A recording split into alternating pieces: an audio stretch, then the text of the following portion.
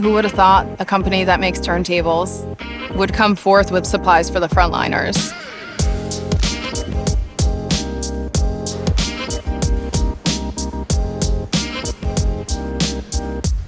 I'm the owner of VPI Industries, making turntables in America for the past 40 years. When COVID hit, we looked into what we could do.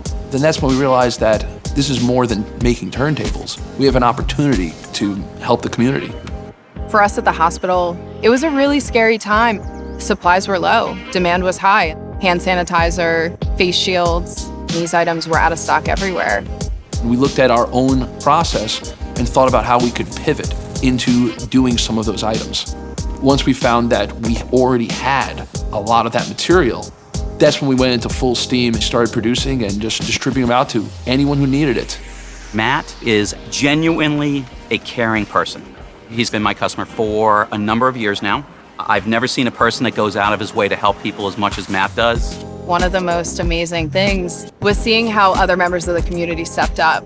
And when Matt reached out, we felt supported and we needed support.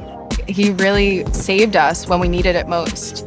So for their incredible display of ingenuity, innovation, and selflessness, TD Bank would like to say thank you with a special surprise. Hey guys!